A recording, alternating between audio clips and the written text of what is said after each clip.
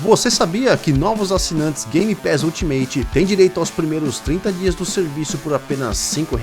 E se você já for assinante, não se preocupe, você pode aproveitar e renovar sua assinatura por apenas R$ 44,90 por mês. Aproveite o máximo da biblioteca do Game Pass através do console, PC e da nuvem, jogando onde quiser, como quiser e quando quiser. E para começar a sua jornada, é só acessar o link na descrição do vídeo.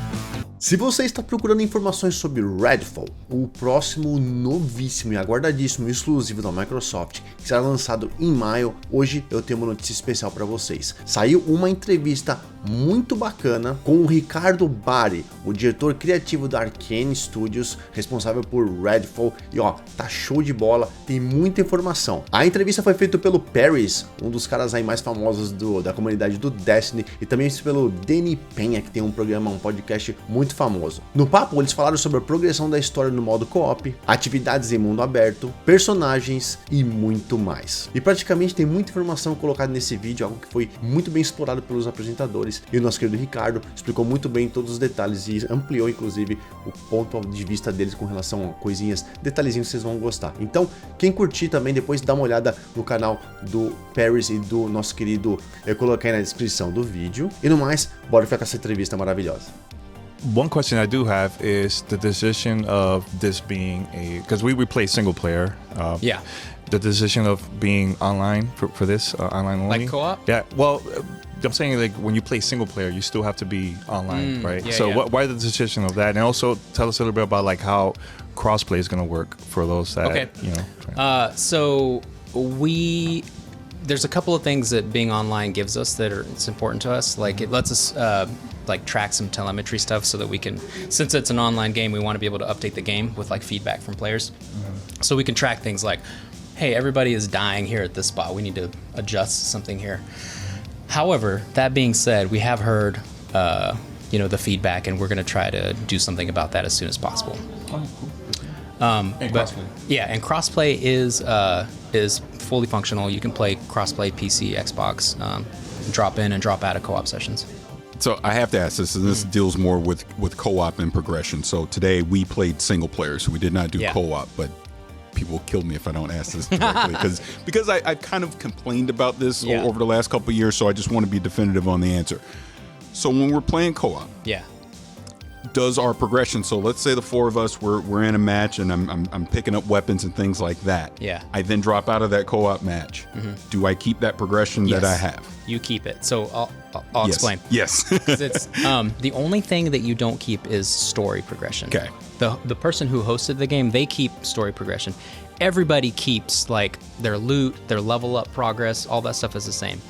But story is just for the host player. But what we found is most people play the game. We don't do random matches, like we just support playing with friends. So most people play the game through with their friends anyways, so hopefully it doesn't impact them.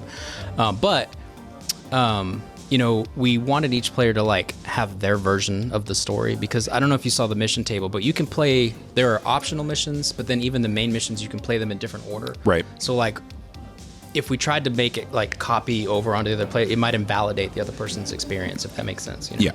So just one follow-up to that, just again, when we talk about story progression and everything. So let's say, and I'm just pulling a random number out, I'm a level 10. Yeah. My buddy comes in at a level 2. Yeah. How does the game scale for that? Is the level 2 doesn't. guy on the struggle bus? So Yes. he's on the struggle bus. Okay. Yeah.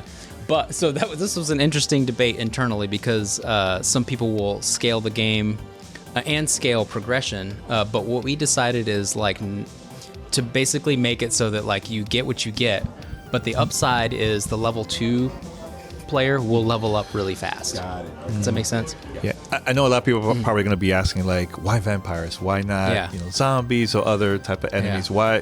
What was the inspiration of coming up with this concept of vampires? Well, for you guys? I mean, vampires are cool as hell, and I think and the main thing is like they're different than zombies or werewolves or whatever. And monsters they're always like they're metaphors for things, right? And vampires they've always been popular, like since Bram Stoker or whatever. But the cool thing is that people reinvent them, right? So they have different rules, they have different origins, and so that's the main reason we picked him. I think that there's perennially, like, universally popular creature, but you get to do your own spin on it each time you use them. Yeah, because people are probably going to be asking, hey, it's daytime. There's still vampires here. And, you know, technically, they're not. They become weak, right? It hurts them if they go outside, right? But not in the game. The game is a little bit different. The game's a little different because there is a vampire called the Black Sun, which if you'd started at the beginning of the game, you would have met her. But she has basically put like a black disc over the sun, over the island, almost like an umbrella to shade the island. And so that means the vampires can come at you at any point, which is why ultraviolet light, like establishing little strongholds with ultraviolet light, is super important. So kind of my final question, this is more of just a personal one for you, as being one of the creative directors on the game, and you had mentioned earlier it's been like 5+ years that you've been working on this. Now that, I don't know if we're the first, but we're obviously one of the first people outside of Arcane to be able to get first hands people on. I'm talking to. That's right. That's what I mean. So, I mean, how do you feel? How do you feel seeing us out there playing the game, and just you know, what's going through your head? You know, so with every development cycle, I feel, and I know the team feels, this like both terror and excitement, because when you put something creative out to the world to finally see that, you know, you're just like anxious about how people are going to react. At the same time, I feel tremendous relief also that, like, oh my God, we're finally letting people see this, because the development for this game has had a longer and harder road than other development cycles, just because of all the adversity that we've had to overcome, you know, like with the pandemic, with working from home. And those of us in Texas, we had to go through a snowpocalypse where Texas was shut down for like a month, you know? So yeah, it's been a long road. Yeah, in the studio, like which character is like the ones that everybody uses the most, and do you have a prediction which one the community is going to be using once it comes? Layla? I know, I like it. You've got the purple going on. So this is funny because I would have said Layla too, and I think Layla is like the most popular, like socially. Like people think she's super cool. She's a cool character. But I think people pick Jacob the most often because of his powers. Like he's like, oh, he can snipe people and he can hide. So I think that feels like I'm going to do, at least when they play the first time, because that feels like the choice is going to keep them alive the easiest, you know?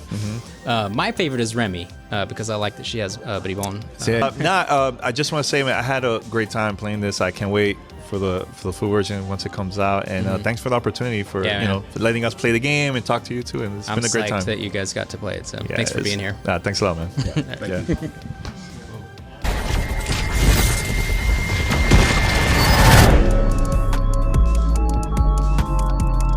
E aí, o que acharam? Redfall vai fazer um barulho estrondoso, já tá fazendo, né? Vai ser um jogaço, tenho certeza que o cooperativo vai animar muita gente, vai trazer muita gente pra jogar. Como a gente já sabe, né? Não precisa ter um Xbox, basta ter uma assinatura Game Pass Ultimate, você poderá jogar Redfall onde quiser, quando quiser e como quiser, através do xCloud, TV, celular, PC, notebook, da Xuxa, o que você quiser. Então fica ligado que em breve tem Redfall pra vocês chegando em maio. Eu sou o LEOIZZO, vou ficando por aqui, logo mais tem mais vídeos. Um beijo no coração de vocês, fui!